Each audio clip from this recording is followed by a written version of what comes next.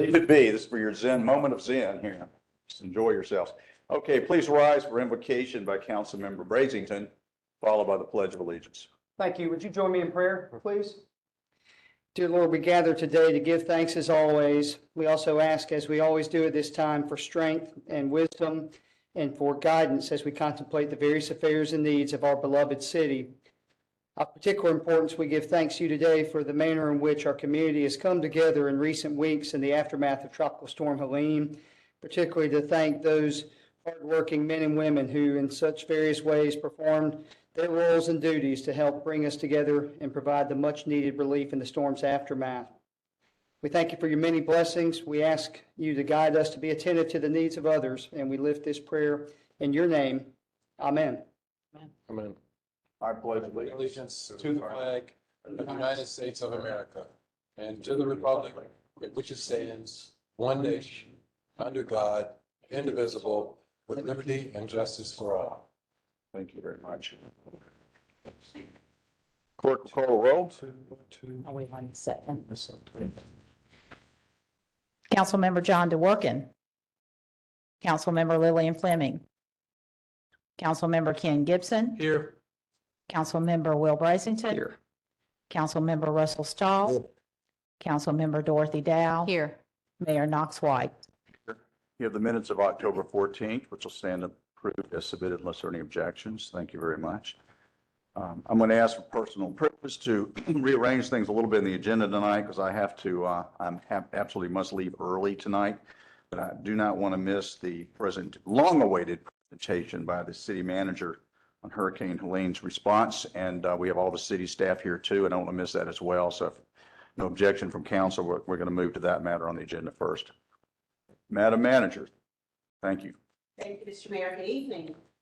Thank you all for letting me have a few minutes to present to you the amazing response, I think, our city of Greenville staff team.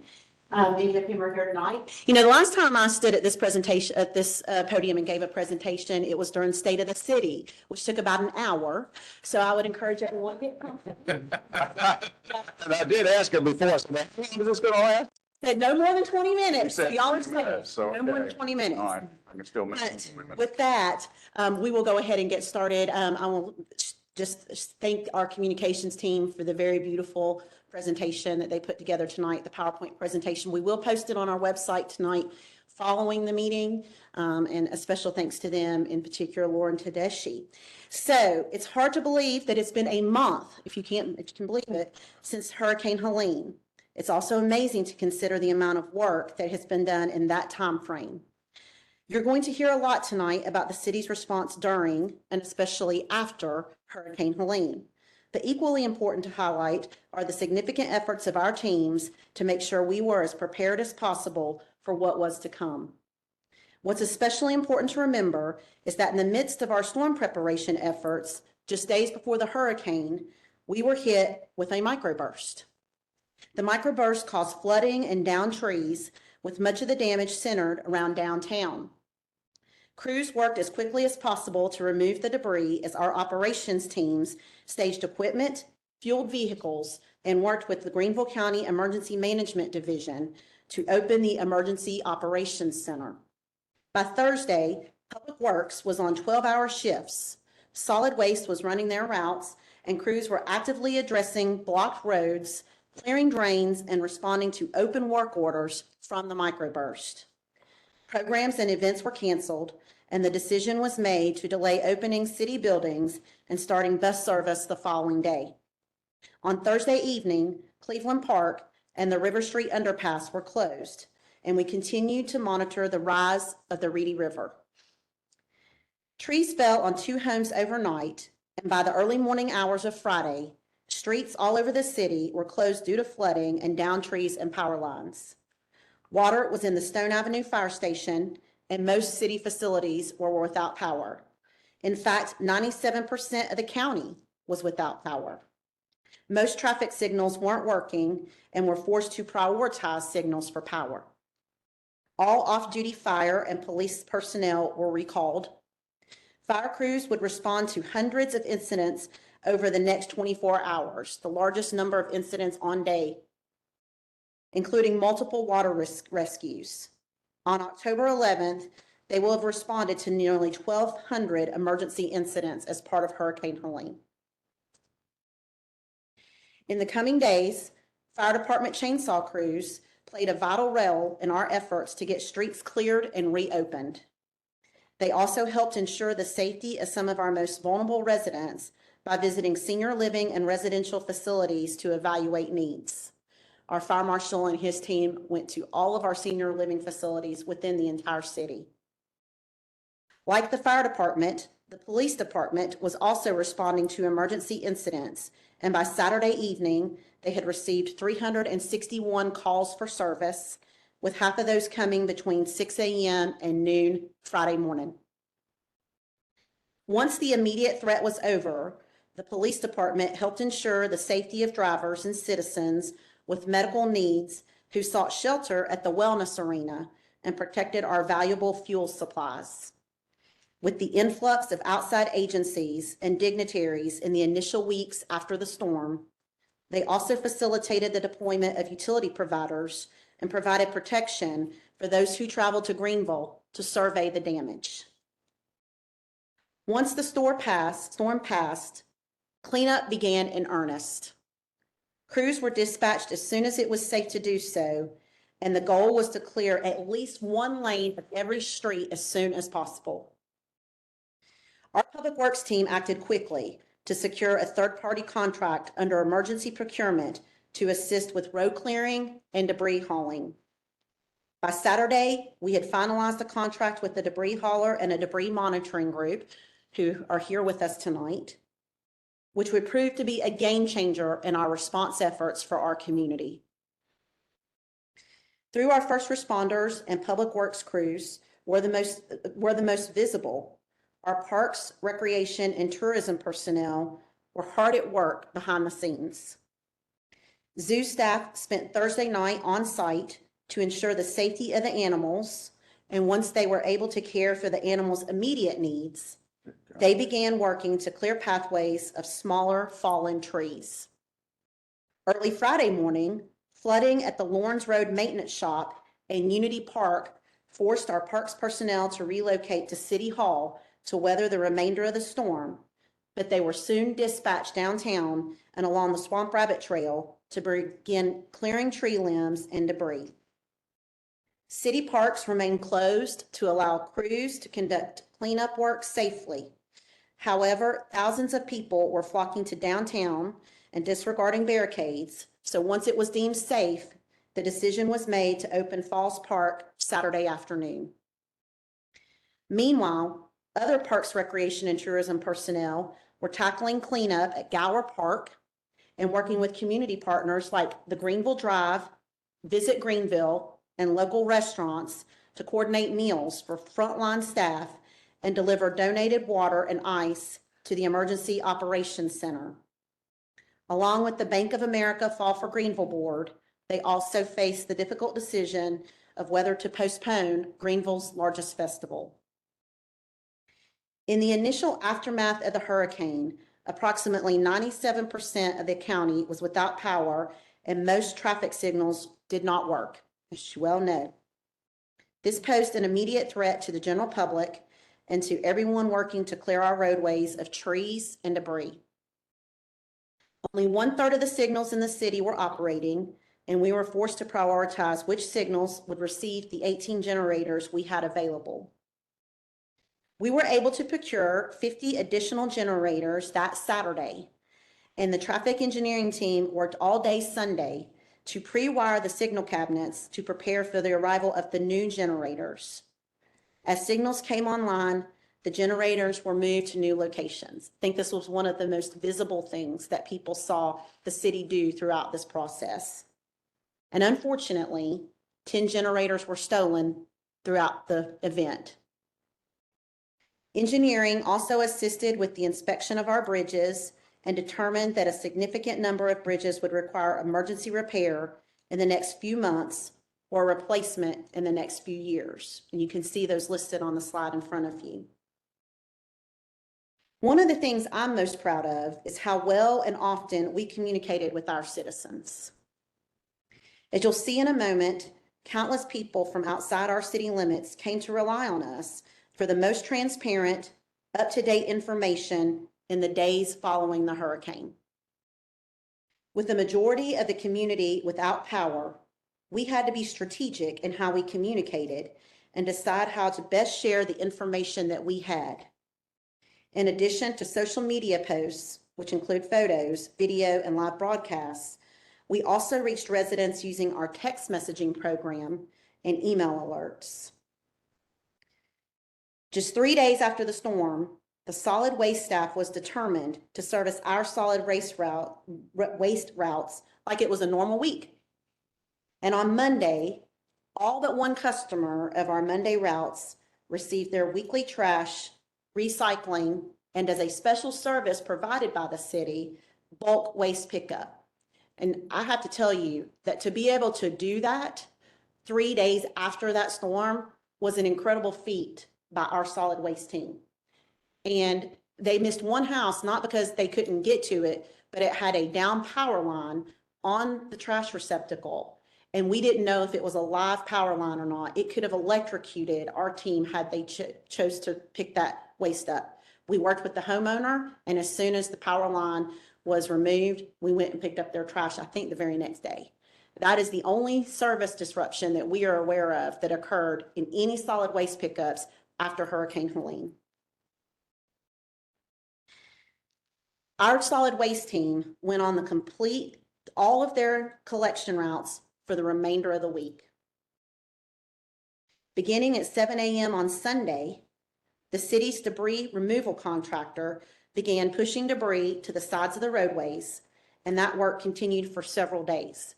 We were the first to be out there. I'm the first municipality and maybe the first government agency to start moving debris out of the roadways. The storm happened on Friday. By 7 a.m., they were mobilized and we were in the streets trying to move debris. Once that was complete, which was Wednesday of that week, they transitioned to hauling debris to our new vegetative waste facility on Tower Road, which we've come to refer to as Mount Greenville. That work continues today, along with our shredding operations, and as of this morning, over 260,000 cubic yards of vegetative debris have been collected, and over 63,000 cubic yards have been ground into mulch. That is significant, and I don't know of any other community that can tout those numbers this quick after the storm. So I'd like to stop here for a moment and recognize Jim Fry from Crowder Gulf, who is our hauler, and Will Coleman from Tetra Tech, who is with our monitoring company, who are both here with us this evening. Thank you.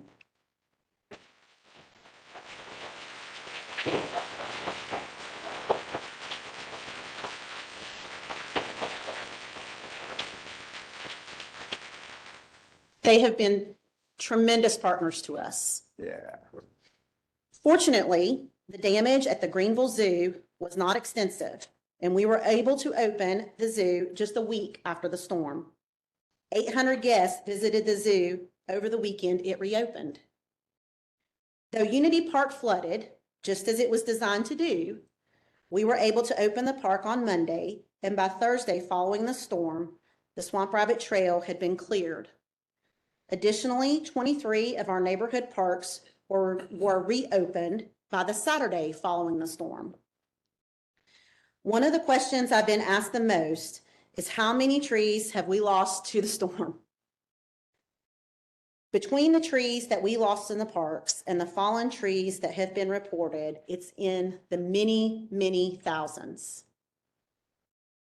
We've been overwhelmed by the support we've received from the community and the number of people who reached out to us immediately after the storm to see how they could help. And that really can't be something to just quickly pass by.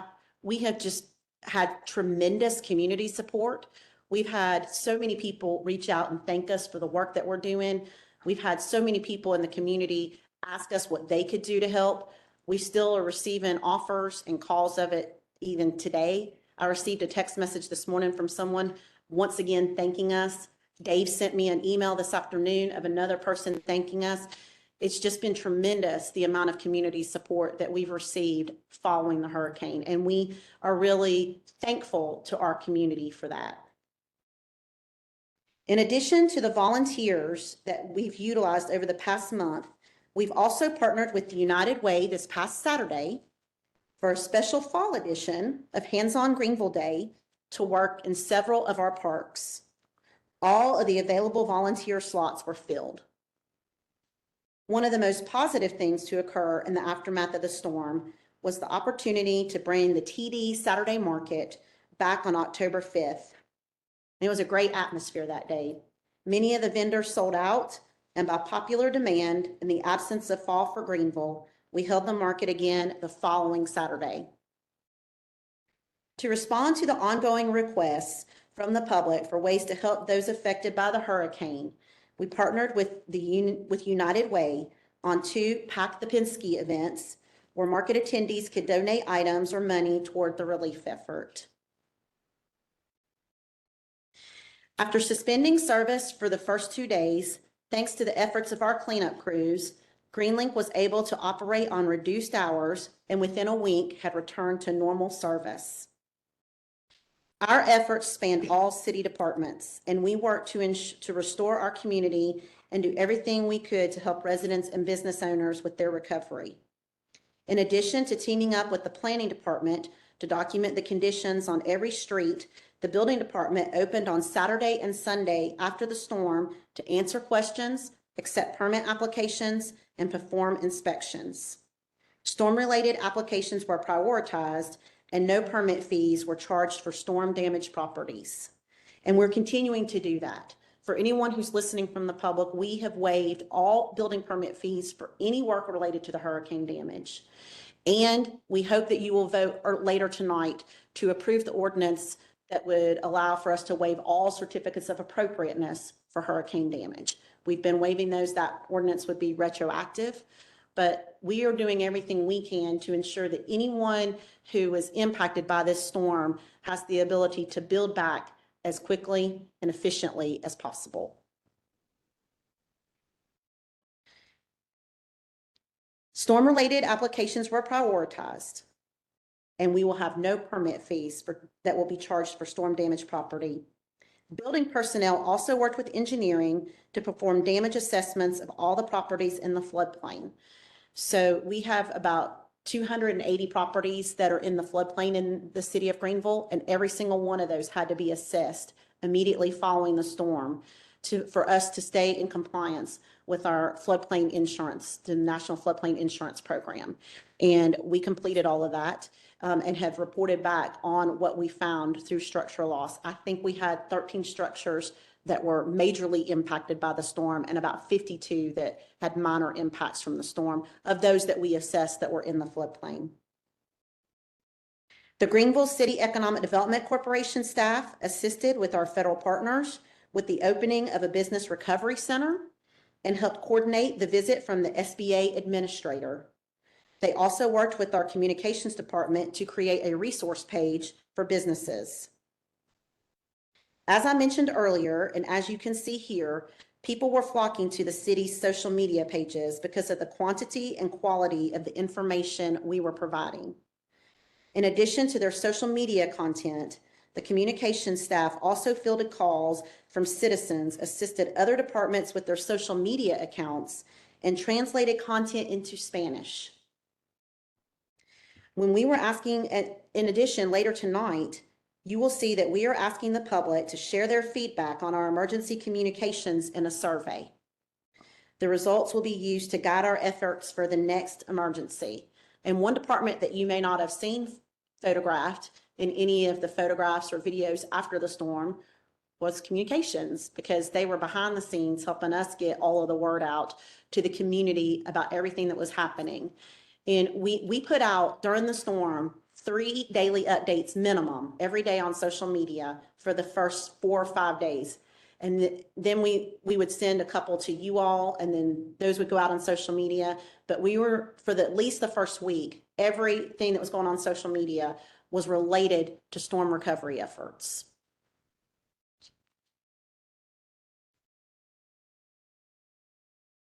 So next, this is some of the things that we did right here, the city manager's office. If we can go to the next slide. And then this is our resource fair, and I wanted to highlight this because it just so happened that in the middle of all of this, we had our community resource fair, which was already scheduled to take place on October 8th. And we went forward with the fair. The city made the decision in partnership with the Wellbeing Partnership. And it was a great event. I think we had about 110 attendees, and it was a great atmosphere. And it just so happened that it coincided right after Hurricane Helene. We could go to the next slide, please. We also had a lot of community support. I can't thank our community partners enough. The work that Beth Paul and her team did at Bon Secours Wellness Arena was outstanding in terms of they were helping to feed hundreds and hundreds of people every day, including our first responders, as well as opening up the medical shelter, which was so needed by people during that time. It really was wonderful, the partnership that we have with the arena and what they did to support our community during this storm. We also had a great partnership with United Way, and they too have been providing us a ton of support since the storm, not only with giveaways and events, but also helping coordinate volunteer group days for us. And so they've been a great community partner to us. AT&T sent Dolly through their ROG the Dog program. And that is really an opportunity to bring joy to our first responders. And if you didn't know, by the way, today is First Responders Day. So what a more appropriate day than to talk about this than First Responders Day.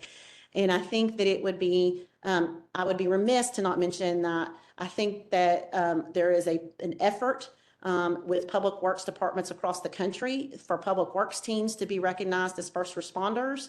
And I think if we've ever seen that take place, we've seen it the last 4 weeks. And we cannot thank them enough for what they're able to do. And so it was great for Dolly to go spend time with our public works team. And nearly 24 restaurants provided meals to staff working in the storm. Again, wonderful and outstanding community partnership that exists within the city for them to want. We had more people than we could accommodate wanting to feed staff during the event. Next slide, please. So what are our next steps? Because afterwards, there's always a discussion about what is going to be the next step. First, we're going to conduct our after-action meeting with all departments to discuss what went well and any changes that we might need to make for the next storm. Because one thing we've learned through all this, it's not an if, it's a when. We're going to update our policies for emergency staff pay so that we can ensure that there's no question about our staff getting their exempt overtime pay following an emergency, and our hurricane weather delays. Our very big next project, we do small area plans for many of our communities.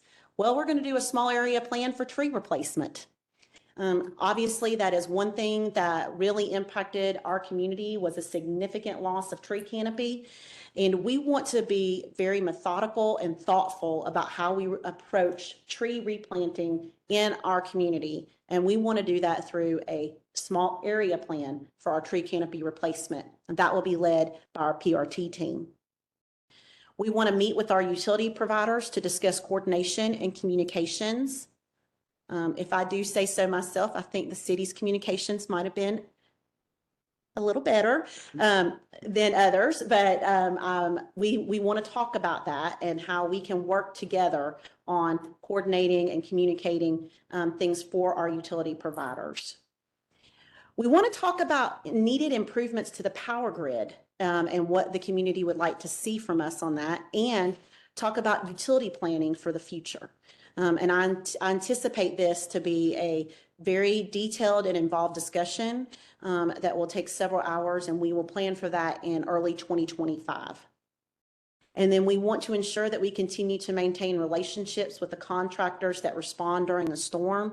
A lot of what we were able to do within the first 48 hours after the storm was a result of our relationships.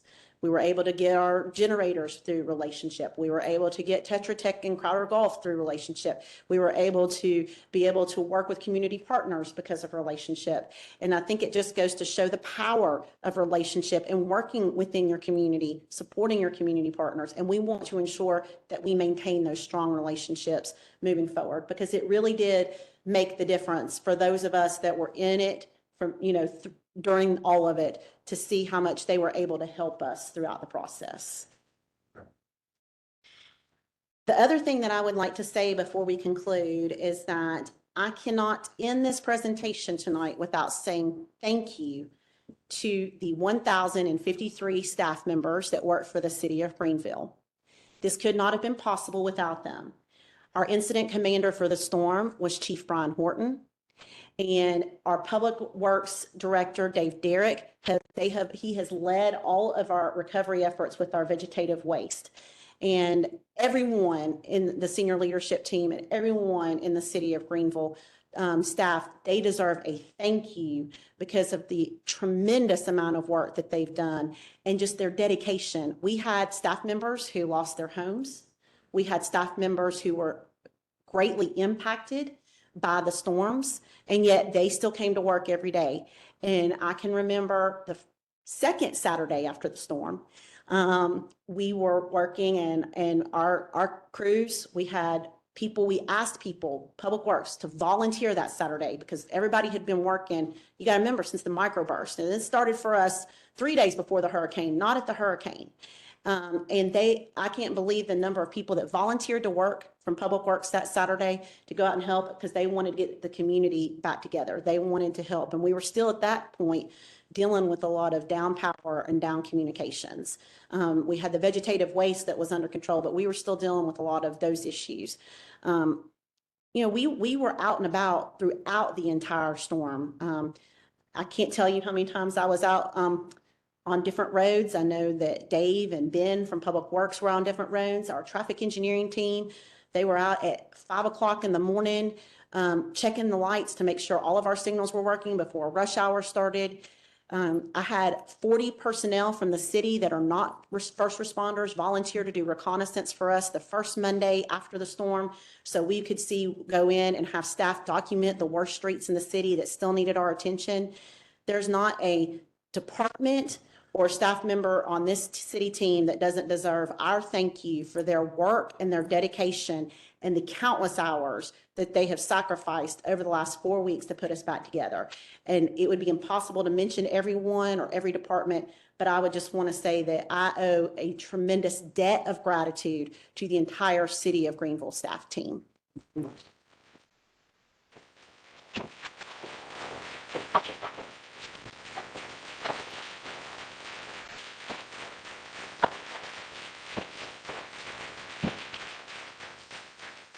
Questions? I've got a comment. I'm sure it's going to be across the board, just a magnificent response, and it's not over yet. It continues, but I'm sure I speak for everybody who's seated up here. I haven't gone anywhere, and even when I have stayed at home, I can't avoid the emails and the calls or the interactions with constituents who have not asked me to extend thanks to each of you, the hardworking men and women, the city staff, because it has not gone unnoticed. It's made a profound difference. I just think this is the most recent, if not the best example for the city to demonstrate what I think is our core strength, and that's, you hit on it. Impeccable communication, just a high premium placed on communicating, lead the lead, and a solutions-oriented mindset, a can-do approach to just about anything, and just kind of scanning every hour of every day about what do our citizens need and how can we find a way to help them. I think that's what's been on display since, I would say the 27th, but maybe we better say the 24th of September. So just hats off. It's just very, very impressive and much appreciated. Thank y'all. Other comments or questions? Yeah, I'm just gonna be real quick. Just Go ahead. everything he said and more. You guys did a fantastic job. Sacrifice, the commitment, the dedication, the coordination, the communication, everything's top notch. Just fantastic job. It just, Another example showing just how great the people are who work for the city of Greenville from the very top all the way down. Outstanding. Thank you. He had a great team, and I do want to thank Brian and Dave. I know early on I remember the very first memo you sent out, Ms. Manager. You said, and by the way, we're appointing Brian and David. They're in charge of the storm. Oh, boy. But they really stepped up in their whole departments indeed. But you mentioned relationships, and I feel like I think all of council does it. The great relationship we all had with our own community is extremely important too, that what we saw on the neighborhood level in the recovery, the patience, the willingness to get in and help out and to work with the city and the respect everyone has for one another. It didn't happen everywhere during this storm, by the way, but in Greenville, it was very much that picture of that. So that relationship through our neighborhood associations and all the relationships we have with our own residents really stood out during this time. And our core competence, having the financial resources, having the people, having the relationships, those things always matter, but it never matters more than in time of emergency. And I think everyone stepped up. And you, Ms. Manager, thank you so much for your leadership throughout the whole thing. Indeed. Yeah. I will say that one of my senior leadership team members has said that we have a very special place, and it's a very special time and a very special place. And we owe that to our citizens. Our citizens are just incredible, and they take care of each other. And they've been, when you're in the storm and then as you start to come out of the storm recovery, just the amount of support and the thanks and the gratitude and the graciousness and the patience and understanding is just incredible. And, I just think we have a really, special community that we live in. And I don't think that you find this in other cities. Maybe there are.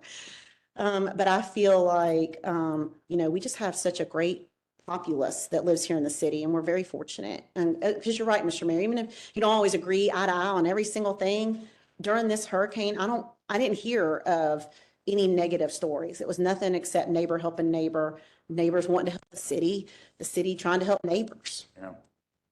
Okay. Thank you very Thank much. you very Great much. job. You got it. I got it. Thank you. See you later. Don't be alarmed. Citizens wishing to address council. So when you come to the podium, please give your name and address and honor the 3-minute limit, please. Mr. Farmer. Thank you. On September 26th, the Historic Review Board met. This is a board of 5 members that had 1 absent and 1 had to recuse himself. The request for the developer was a $5 million property tax assessment freeze for a 120-year-old home that would be converted into a consultant's office that is currently zoned RHB. This home did once house a neighborhood cultural center. The staff report on this determined this property was not architecturally significant. When the board asked the developer how he would honor the cultural center, he replied, and I quote, "We're thinking about, we're looking to, we're planning on hanging some photos in the lobby and the break room. The plan is to demolish the rear of the structure and rebuild it and change the color from white to gray. Now, the problem is we have unelected residents making tax and revenue decisions for the city, and this is a council decision. This particular project meets the qualifications by the very thinnest of margins because it happens to be more than 50 years old, and at one time, for a brief period of its history, had a community cultural center.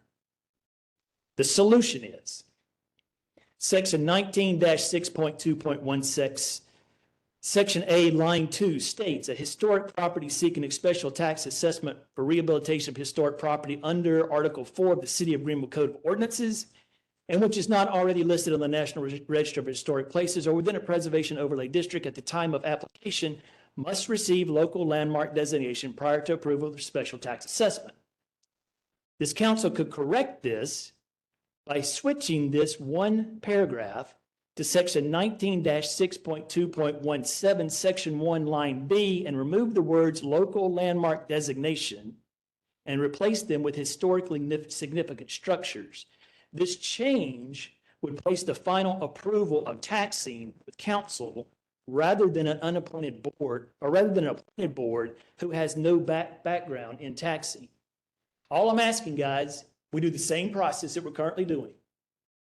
But once it's done, then it comes before council for your final approval. There is no way 3 people ought to be able to give this kind of tax break that's going to last for 10 years. And now we're locked in. I urge you to make this change. Thank you. Mr. Farmer, I apologize. Can you give your name and address for the record? It's my mistake for not asking. Sorry. Joe Farmer, 207 Alpine Way. I apologize. Thank you. Mr. Thornton.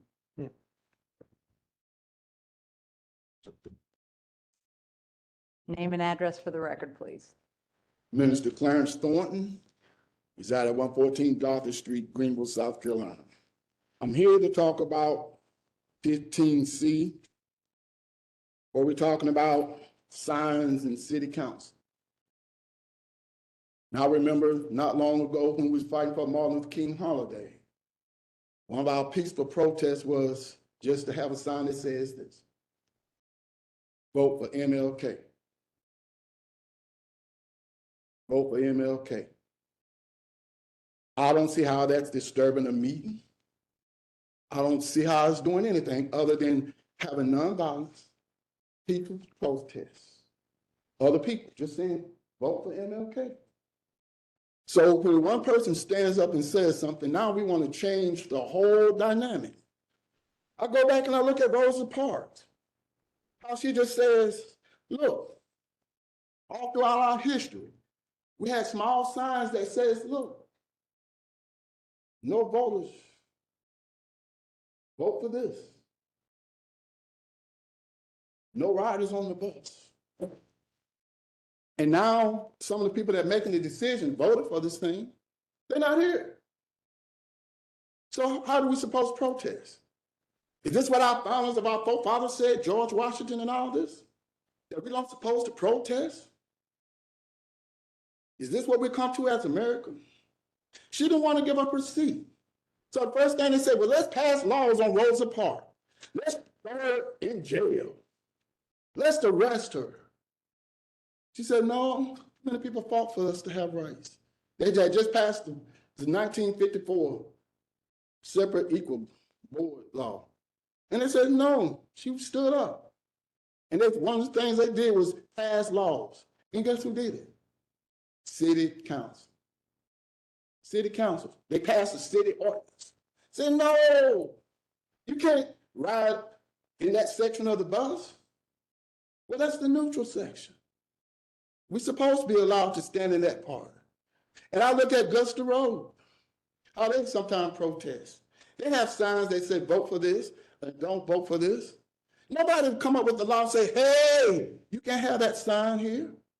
But only when African Americans stand and do it, then they say no. If we didn't do that, we wouldn't have a Martin Luther King holiday in Greenville, South Carolina. If you can honestly tell me, because now it's going to be, they're going to say you can't wear a button. You can't wear a t-shirt. This has nothing to do with a meeting. It's an ill law that's about to be passed that violate our citizens' rights, and the citizens vote for you, and we have a right to protest peacefully. Thank you.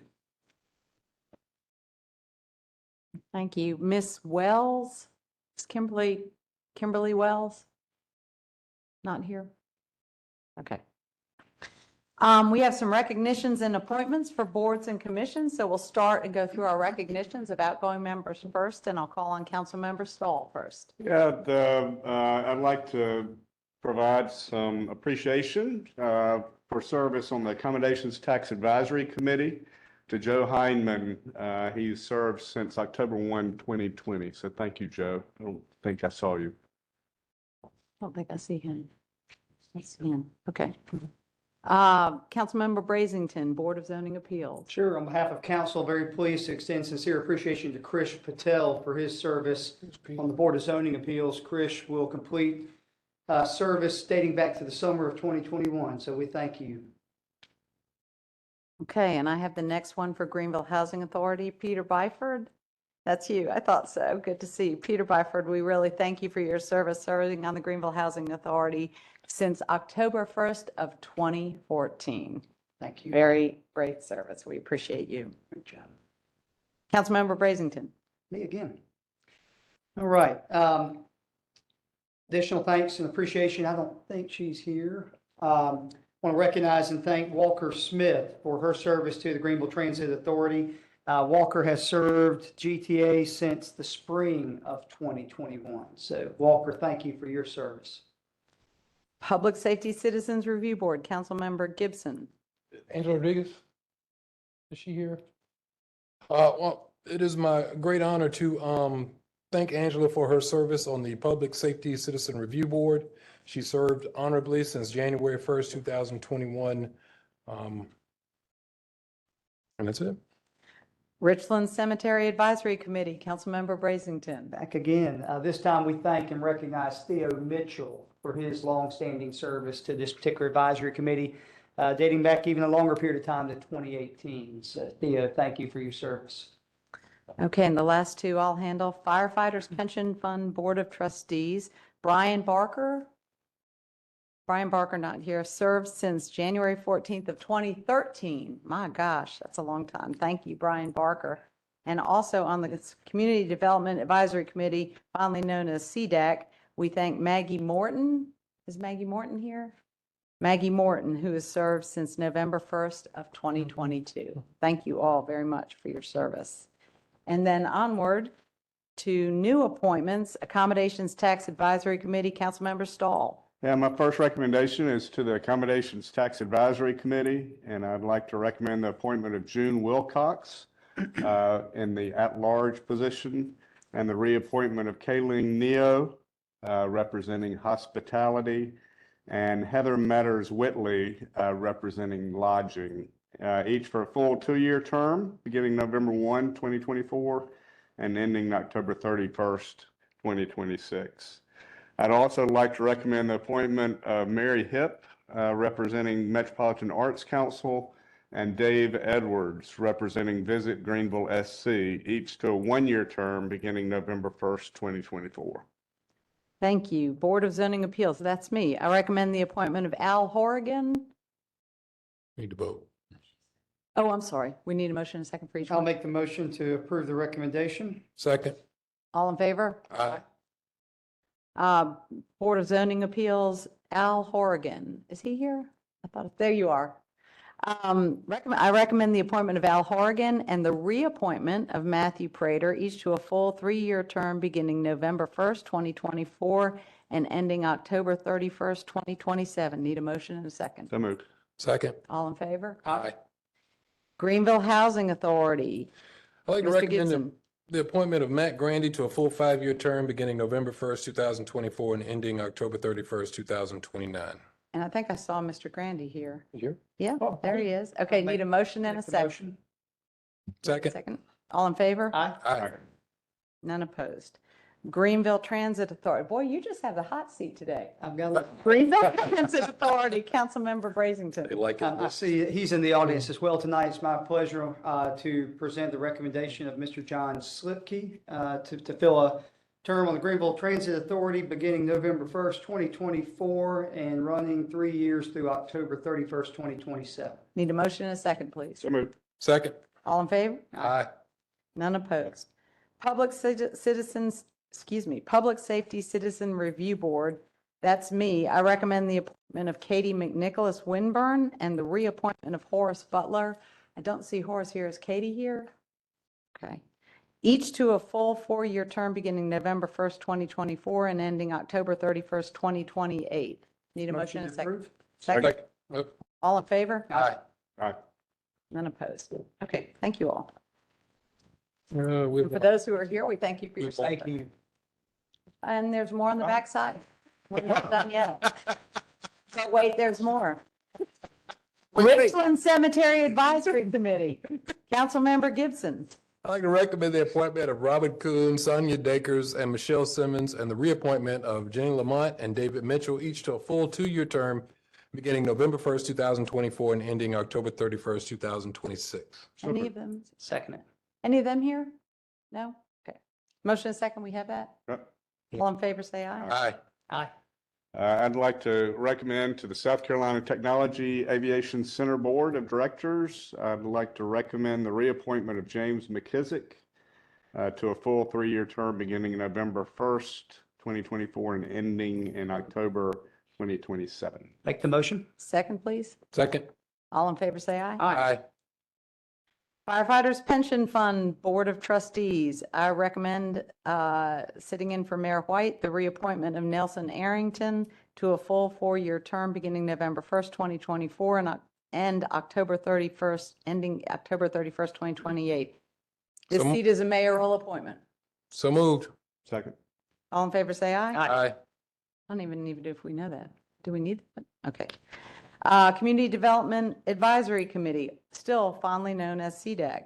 I recommend the appointment of Laurel Turner to a full 2-year term beginning November 1st, 2024, and ending October 31st, 2026. So moved. Second. All in favor, say aye. Aye. And now, that concludes that part. Okay, you have the consent agenda before you. I need a motion and a second to approve. So moved. Second. All in favor, say aye. Aye. Do we need a We roll call? do need a roll Okay, call we'll for take a that, roll please, call ma'am. vote. Councilmember Gibson, Aye. Councilmember Brazington, Aye. Councilmember Stahl, Aye. Mayor Pro Tem Dow, Aye.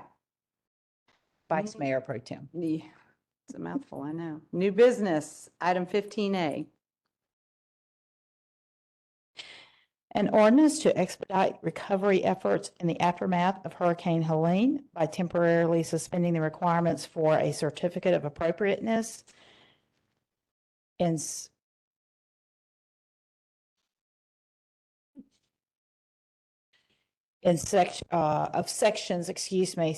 19-6.2.6, 2.7, 2.8, and 2.9 of the Code of Ordinances for qualifying building repairs. So moved. Second.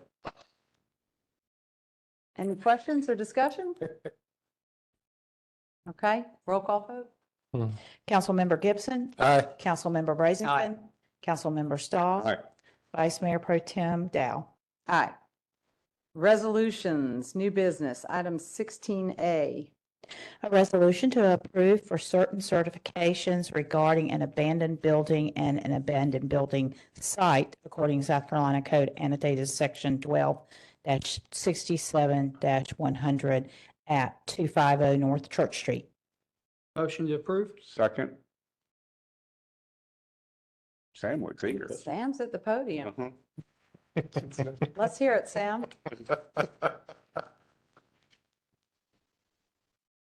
250 North Church Street, applicant seeking a certification of that property statutorily qualifying as an abandoned building site under the South Carolina Abandoned Buildings Revitalization Act. According to the city's expert council, it fully qualifies. This can be supported with affidavits.